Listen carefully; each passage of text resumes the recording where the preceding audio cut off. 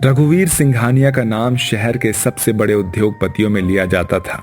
गाड़ियों का काफिला, नौकर चाकरों की कतार और हवेली जितना बड़ा बंगला, सभी उसकी शान को दर्शाते थे। पर उस दिन वो बेहद चिंतित था। कारण थी उसकी इकलौती बेटी माहिरा। माहिरा एक फैशन मैगजीन की कवर गर्ल जैसी दिखने वाली लड़की थी। स्टिलेटो हील्स, फर वाला कोट और हर वक्त हाथ में महंगे मोबाइल फोन के साथ अपने आप को एक चलती फिरती ब्रांडेड दुकान समझती थी। डैड, मैं शॉपिंग के लिए पेरिस जा रही हूँ। मेरा कार्ड लिमिट से बाहर हो गया है। ट्रांसफर करो ना कुछ। रघुवीर ने एक ठंडी सांस भरी। माहिरा, क्या तुम कभी जमीन पर उतरोगी? तुम्हें गरीबों की इज्जत करनी कब आएगी बेटा? गरीब लोग? यू मीन वो जो लोकल ट्रेन में चढ़ते हैं?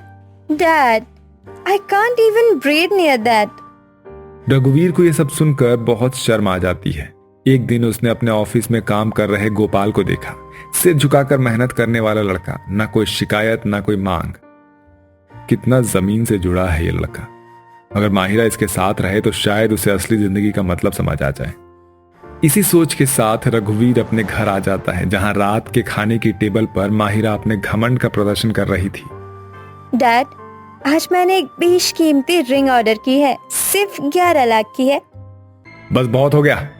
अब समय आ गया है कि तुम अपने असली जिंदगी देखो। What do you mean, Dad? तुम्हारी शादी तय कर दी है मैंने। क्या? किससे? कौन है? गोपाल से, जो मेरी कंपनी में मजदूरी करता है। Dad, are you out of your mind? मैं उस गवार के साथ शादी करूंगी। आपने ऐसा सोचा भी कैसे? मैंने जो कह दिया वो कह दिया है ना। अगर नहीं की तो अपनी सारी जायदाद से हाथ धो बैठोगी, समझी तुम? ये सुनकर माहिरा के पैरों तले जमीन खिसक जाती है। करोड़ों की जायदाद छोड़ना उसकी ड्रेस छोड़ने से भी बड़ा सदमा था। वो अगले दिन गुस्से में बैठी थी, मुंह फुलाए, और मोबाइल पटक कर बोलती है, क्या जिंदगी बना दी डैड ने। किसी गोपाल से शादी करनी पड़ेगी। याक। आखिरकार मजबूरी में माहिरा ने शादी के लिए हाँ कर दी। वहीं दूसरी ओर रघुवीर ने अपने एम्प्लॉय को भी उसकी बेटी के साथ शादी करने के लिए मना लिया। ऐसे ही कुछ दिनों बाद शादी के मंडप पर, जहां हर कोई सादे कपड़े में था, माहिरा एक चमचमाती डिजाइनर लहंगे में चमक रही थी। पर उसका चेहरा गुस्से और नाक भौं सिकोड़ने से धुंधला लग रहा था। शायद ब्यूटी एंड द बीस्ट तो सुना था, पर ब्यूटी एंड द मजदूर पहली बार देख रही हूँ। मैं कोशिश करूंगा कि आपको कभी दुख न दूं। दुख तो इस शादी से शुरू हो गया है, मिस्टर गोपाल। और इस तरह एक घमंडी अमीर लड़की की यात्रा शुरू हो जाती है गरीबों की दुनिया में। सुबह 6 बजे का समय, गोपाल का गांव, चिड़ियों की चहचहाहट और बैलों की घंटियों से माहिरा की नींद खुल जाती है। उफ, ये कौन है जो इतना शोर कर रहा है? यह अलार्म की जगह जानवर बजते हैं क्या? गोपाल की माँ सुमित्रा दरवाजे पर खड़ी थी, हाथ में चाय का कुल्हड़ लिए। बहू जी, ये चाय पी लो। हमारी स्पेशल तुलसी वाली चाय है, थकान उतर जाएगी। कुल्हड़ में ग्लास नहीं है क्या? और ये चाय पीने की चीज है क्या? सुमित्रा झेप गई, लेकिन मुस्कान बनाए रखी। घर की हालत, कच्ची मिट्टी की दीवारें, टूटी खटिया, मटमैली सी छत और टपकता नल, माहिरा की आंखों में जैसे खून उतर आया हो। डैड ने तो कसम खा रखी है मुझे रुलाने के लिए। मुझे दुश्मनों की कोई जरूरत नहीं है। इसके लिए तो मेरे डैड ही काफी है। क्या गरीब ससुराल मिला है मुझे। ऊपर वाले बचा ले मुझे। इसी तरह कुछ घंटे बीत जाते हैं। नाश्ते में जब गोपाल की भाभी रेखा ने पराठे पर देसी घी डाला तो माहिरा ने प्लेट को एक तरफ सरका दिया। तुम लोगों को पता भी है कि ग्लूटेन क्या होता है? आई ईट ओनली क्विनोआ ब्रेकफास्ट। हमने तो नाम भी नहीं सुना बहू जी। ये क्विनोआ कौन सी चिड़िया है? गांव में चिड़ियों की तो कोई कमी नहीं बहू जी, जो भी चाहिए बुला ले। सच में? मैं तो बेवकूफों की खानदान में आ गई हूँ। इसके बावजूद भी पूरा घर माहिरा को रानी की तरह ट्रीट कर रहा था। पर माहिरा दिन प्रतिदिन मोबाइल पर व्यस्त थी, अपनी माँ से शिकायतें करती रहती थी। मम्मी, यहाँ एक वाईफाई तक नहीं है। बाथरूम में बाल्टी से नहाना पड़ रहा है। मुझे तलाक चाहिए बस। बेटा सब्र कर, जायदाद का पेपर साइन हो जाने दे, फिर देखेंगे। ऐसा कहकर माहिरा की माँ ने फोन काट दिया। लेकिन अब हर छोटी बात पर माहिरा ताने देती रहती है। ये घर तो इतना छोटा है कि मेरी वॉक इन क्लोसेट में इससे ज्यादा जगह थी। तो बहू जी, आप इस घर को ही अपने रैम समझ लीजिए। सुबह गाय को घास डालो और शाम को आंगन में कैट वॉक करो। What nonsense. जिसके बाद माहिरा अपने ससुराल वालों को खूब बुरा भला कहती है, पर फिर भी ससुराल वाले बिना शिकायत माहिरा की हर जरूरत को पूरी करने में लगे रहते हैं। गोपाल अपनी सादगी से माहिरा को खुश करने की कोशिश करता है। अगर आपको परेशानी हो रही है तो मैं बाहर सो जाया करूंगा। तुम्हारा रहना ना रहना एक ही बात है गोपाल, समझे तुम? इस तरह रात को घर वाले पंखा घुमाते हैं, माहिरा के कमरे में मच्छरदानी टांगते हैं और गोपाल की छोटी बहन गुड़िया अपने टॉफी के पैसे बचाकर माहिरा को फेवरेट बिस्कुट लाकर देती है। भाभी, ये खा लो ना, बड़े शहर के लोग तो यही खाते हैं ना। थैंक यू गुड़िया। अब धीरे धीरे माहिरा को घर की सादगी खटकने के साथ साथ एक अलग अपनापन देने लगी थी, पर उसका घमंड अभी भी ज्यों का त्यों ही था। एक दिन जब घर वालों ने उसे हल्का काम करने को कहा, बहू जी, आटे को बस थोड़ा सा गूंद देना, मुझे मैनिक्योर है, हाथ खराब नहीं कर सकती। अरे बहू जी, गांव की मिट्टी में भी मिनरल्स होते हैं, हाथ खराब नहीं होंगे, चमक जाएंगे। भाभी, आप इंस्टाग्राम पर रील्स बनाती हो ना, चलो आटा गूंदने की रील्स ही बना लो। बहुत फनी हो तुम लोग। इस तरह अब हर दिन माहिरा के लिए एक चुनौती थी। मिट्टी के चूल्हे से निकलता धुआं, बिना मेकअप के चेहरा, गोबर से लिपा आंगन, सब उसे धीरे धीरे भाने लगा था।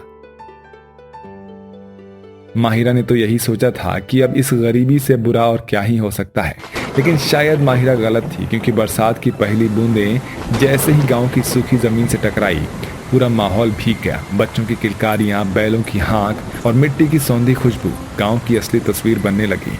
लेकिन गोपाल के कच्चे घर के लिए बारिश एक आफत बन गई थी। छत से टपकता पानी, भीगे गद्दे, दीवारों में रिसाव, सब कुछ अस्त व्यस्त हो गया था और सबसे ज्यादा परेशान थी माहिरा। ओह माय गॉड, मेरी सब डिजाइनर ड्रेस भीग गई, ये क्या मुसीबत है। बहू जी, आपकी ड्रेसेस की जगह अगर हम भीग जाए होते तो शायद आप इतना नहीं चिल्लाती। इस घर में कुछ भी सेफ नहीं है। ये बारिश मेरे कपड़े, मेरी जिंदगी सब तबाह कर रही है। माहिरा का चेहरा गुस्से में लाल था। उसने फटी हुई अलमारी को देखा और बड़बड़ाई, इस कबाड़ के घर में कोई चीज टिकती नहीं। मैं डैड को कॉल करती हूँ, अब 1 मिनट भी नहीं रहूंगी। लेकिन तभी गोपाल की माँ सुमित्रा, गोपाल और उसके भाई भाभी ने मिलकर एक नई अलमारी लाने की ठानी। कुछ भी करो पर बहू जी की ड्रेसेस बच जाए। ये हमारे घर आई है, इसकी चीजें भी अब हमारी है। कर्ज भी लेना पड़े तो ले लेंगे भाई, लेकिन अब माहिरा को तो और तकलीफ नहीं होनी चाहिए ना। जिसके बाद अगले दिन बाजार से लकड़ी की सुंदर अलमारी घर में आ गई। उस पर फूल बने थे और उसे लाकर माहिरा के कमरे में रखा गया। भाभी, ये आपकी ड्रेस के लिए है, अब सब ड्रेसेस बच जाएंगी। पर ये तो बहुत महंगी लग रही है, तुम लोगों ने इतना खर्च क्यों किया? तुम हमारे घर की इज्जत हो बहू, तेरे लिए कुछ भी। वैसे अब आपके ड्रेस भी गांव की हवा में थोड़ा खुशबू लेने लायक हो गई है। इतना प्यार देखकर माहिरा की आंखें भर आई। उसके सामने एक गरीब परिवार था जो अपना पेट काट कर उसकी खुशी के लिए कुछ भी कर रहा था। और उसने क्या किया था अब तक? मैंने बहुत गलती की है, तुम सबका मजाक उड़ाया, ताने मारे, फिर भी तुम लोग। शादी में प्यार जरूरी है, शान नहीं। और प्यार हमने तुझे पहले दिन से दिया है। उसी शाम रघुवीर सिंघानिया खुद गांव पहुंचते हैं, जहां गाड़ी से उतरते ही उन्होंने देखा कि उनकी बेटी मिट्टी से सने आंगन में झाड़ू लगा रही थी। सर पर पल्लू, हाथों में चूड़ियां और चेहरे पर सच्ची मुस्कान थी। माहिरा, ये तुम हो? हाँ डैड, पहली बार अपने आप को असली रूप में देख रही हूँ। अब मैं सिर्फ आपकी बेटी नहीं, इस परिवार की बहू हूँ। घर के सभी लोग रघुवीर जी का स्वागत करते हैं। गोपाल की माँ ने रघुवीर के हाथ में एक पोटली पकड़ाई। बहू जी ने कल ही मक्के की रोटी और सरसों का साग बनाया था, आपको बहुत पसंद आएगा। अब मेरी बेटी को देखकर तो भूख अपने आप लग गई है। बातों बातों में जब उन्होंने सुना कि माहिरा अब खुद सारा काम करती है और खाना भी बनाती है, बच्चों को पढ़ाती भी है, तो रघुवीर की आंखें भर आई। तूने आज मुझे गर्व महसूस करवाया बेटा, अब मेरी सारी जायदाद तेरे नाम है। पापा, अब अब मुझे दौलत की जरूरत नहीं, मुझे ये लोग मिल गए हैं और इससे बड़ी दौलत नहीं हो सकती। भाभी, अब आप पूरे गांव की फेवरेट बन गई हैं। अब तो हमारी बहू इंस्टाग्राम पर नहीं, पूरे गांव के दिलों में ट्रेंड कर रही है।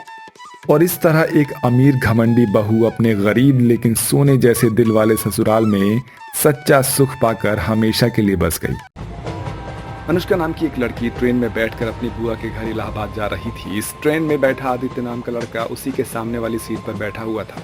वो काफी देर से अनुष्का को देख रहा था। कुछ देर बाद अनुष्का की नजर भी उस पर पड़ जाती है तो वो भी उसको देखती रहती है। आंखों ही आंखों में उनकी मुलाकात होती है और दोनों एक दूसरे से प्यार करने लगते हैं। आदित्य एक अच्छे घर का लड़का था तो वहीं अनुष्का थोड़े गरीब घर से थी। हेलो, मेरा नाम आदित्य है और आपका? जी, अनुष्का। बड़ा ही प्यारा नाम है आपका। फिर उसने भी आदित्य से उसका नाम पूछा और इस तरह से वो दोनों एक साथ ट्रेन में बैठकर बातें करने लगते हैं। तभी अनुष्का का स्टेशन आ जाता है।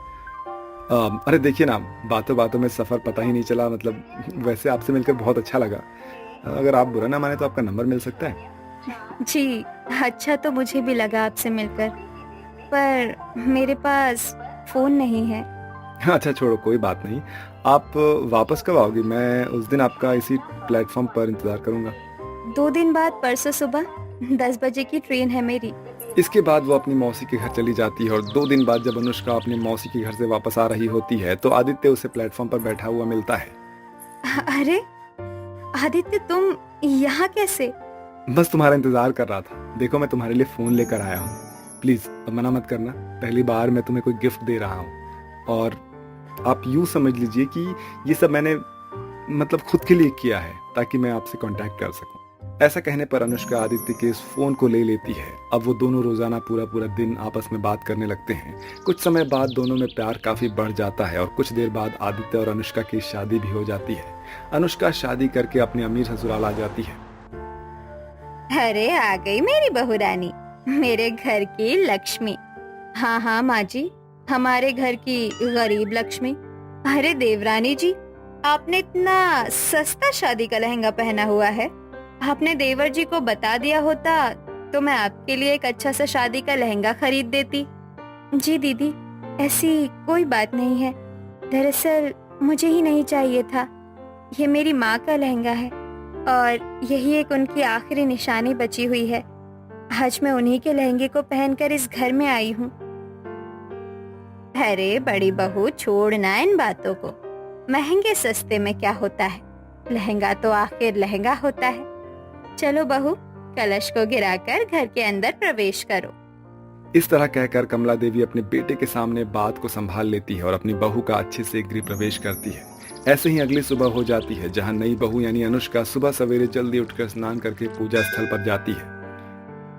हे मुरली मनोहर भैया, आज मेरे ससुराल में मेरा पहला दिन है। आप मुझे आशीर्वाद दीजिए कि मैं इस घर को भी अच्छे तरीके से संभाल सकूं और सबका दिल जीत लूं।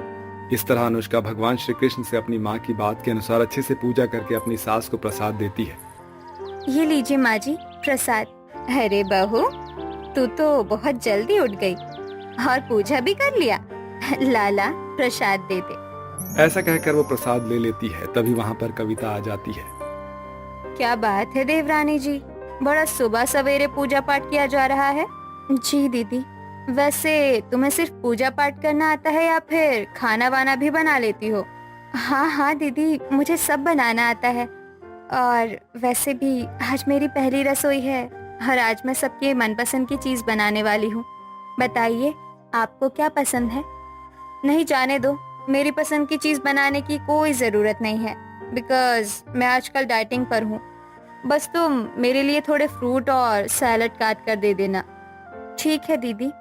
वैसे अनुष्का, मैं एक बात कहूँ, बुरा तो नहीं मानोगी? नहीं दीदी, बोलिए। तुमने ये इतनी पुरानी साड़ी क्यों पहन रखी है? क्या ये भी तुम्हारी माँ की है? तुम इस अमीर घराने की अब बहू हो, कम से कम अपने स्टैंडर्ड का तो ध्यान रखो। हाँ बहू, इस पर तो मेरा ध्यान ही नहीं गया।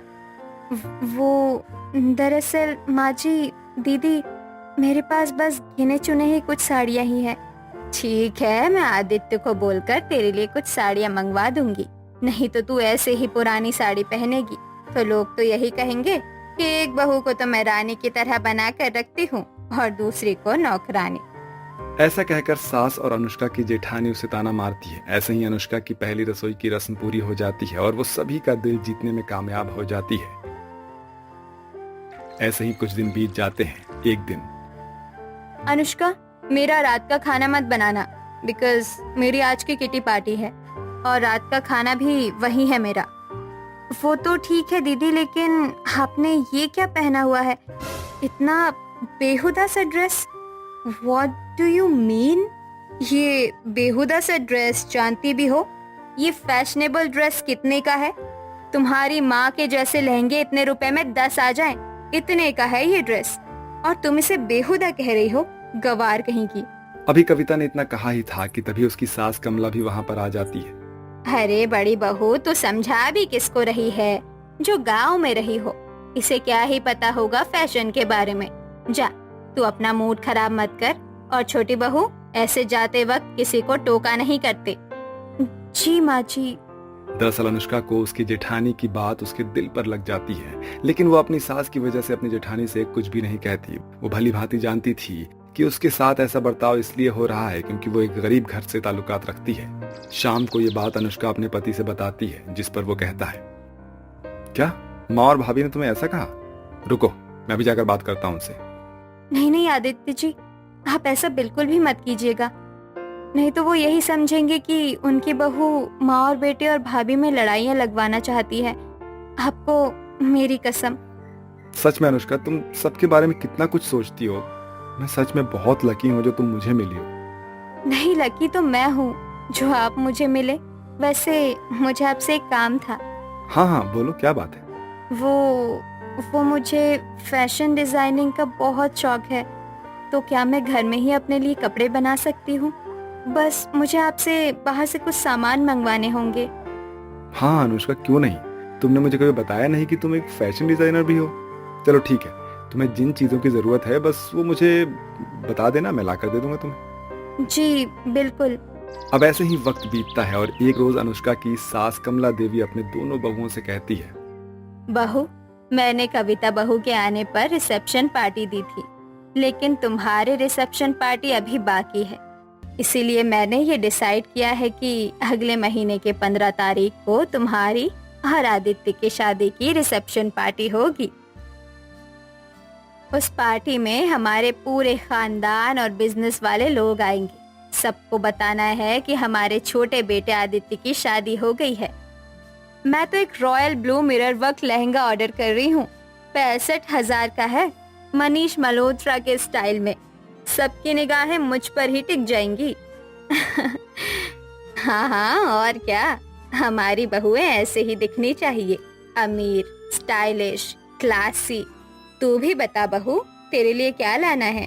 कहीं 500 रुपए वाली सूती साड़ी न पहन ले रिसेप्शन में, या फिर अपने मायके से कुछ मंगा लेना, वही से जो सिल्क की पुरानी साड़ी होगी। नहीं माँ जी, मैं अपनी ड्रेस खुद बनाऊंगी। मैंने फैशन डिजाइनिंग सीखी है, कुछ अलग और खास बनाऊंगी। अनुष्का के मुंह से ऐसी बातें सुनकर जेठानी और सास दोनों ठहाके लगाकर हंस पड़ती है। वाह, अब ये नौटंकी देखनी बाकी थी, रिसेप्शन में ये खुद सिलाई की हुई ड्रेस पहने की। हमारी घर की बहू मशीन पर नहीं, मॉल और डिजाइनर स्टूडियो में जाती है बहू। अनुष्का सिर झुकाकर चुप हो जाती है और भीतर से दृढ़ निश्चय करती हुई वहां से अपने कमरे में चली जाती है। मुझे खुद पर भरोसा है, ये ड्रेस मेरी पहचान बनेगी। मुझे किसी ब्रांड की जरूरत नहीं है, मेरा हुनर ही मेरी ताकत है। ऐसे ही दृढ़ निश्चय करके अनुष्का अपने लिए पार्टी ड्रेस बनाने लगती है। वो रात भर अपने ड्रेस को तैयार करने में लगी रहती है। वो बार बार गलतियां करती है और सुधारती भी है। ऐसे ही अगली सुबह हो जाती है। माँ, देख रही हो, नीचे वाली बहू रोज रात को मशीन की आवाज करती रहती है। रिसेप्शन की जगह पागल खाने में ना चली जाए। हमें इसकी परवाह क्यों करनी, जो करना है करने दो। लोग उस दिन हंसेंगे तो खुद ही समझ जाएगी अपनी औकात। ऐसे ही अगले महीने की रिसेप्शन पार्टी का समय आ जाता है, जहाँ पार्टी में बहुत से मेहमान आए हुए होते हैं। आइए, स्वागत है। आज हमारे छोटे बेटे आदित्य और उसकी पत्नी अनुष्का का सार्वजनिक अभिनंदन है। माँ, सबकी नजर मेरी ड्रेस पर टिकी है। आज सब मेरे स्टाइल की तारीफ करेंगे। इतने में दरवाजे से धीरे धीरे अनुष्का और आदित्य प्रवेश करते हैं। अनुष्का ने खुद की बनाई हुई एक रॉयल थीम वाली ड्रेस पहनी हुई होती है जिसमें वो बहुत ही खूबसूरत लग रही होती है। वो कौन है? वाह, कितनी शालीन और खूबसूरत ड्रेस है। कहाँ से मंगवाई ऐसी ड्रेस? एकदम यूनिक सी लग रही है। ये ड्रेस, ये तो अनुष्का, क्या ये वही ड्रेस है जो उसने खुद बनाई थी? कुछ ही देर में मेहमान अनुष्का के चारों ओर इकट्ठा हो जाते हैं। फोटोग्राफर बार बार उसी की तस्वीर लेते हैं। तभी वहां पर एक बिजनेसमैन आता है। मैम, अगर आप हमारे फैशन हाउस में काम करें तो बड़ी डिजाइनर बन सकती हैं आप, क्या कहती हैं? धन्यवाद, पर अभी मैं अपने परिवार को समय देना चाहती हूँ। बहू, हमें माफ कर दो, हमने तुम्हारे हुनर को समझा ही नहीं। हम तो बस बाहरी चमक में फंसे रहे। अनुष्का, मैंने तुम्हारा बहुत मजाक उड़ाया, मगर आज तुम्हारी सादगी और हुनर ने मेरी सोच बदल दी। नहीं नहीं, आपको माफ़ी मांगने की कोई ज़रूरत नहीं है। दरअसल कभी कभी हमें अपनी पहचान बताने के लिए शब्दों की नहीं, काम की ज़रूरत होती है। आदित्य मुस्कुराते हुए अनुष्का का हाथ थामता है। मुझे गर्व है, मेरी पत्नी सिर्फ सुंदर ही नहीं है बल्कि समझदार और प्रतिभाशाली भी है। मोरल ऑफ द स्टोरी, इस कहानी से हमें सीख मिलती है कि बाहरी चमक धमक से ज्यादा जरूरी होता है आत्मसम्मान और हुनर। जो सादगी से अपनी पहचान बनाता है वही असली रॉयल होता है।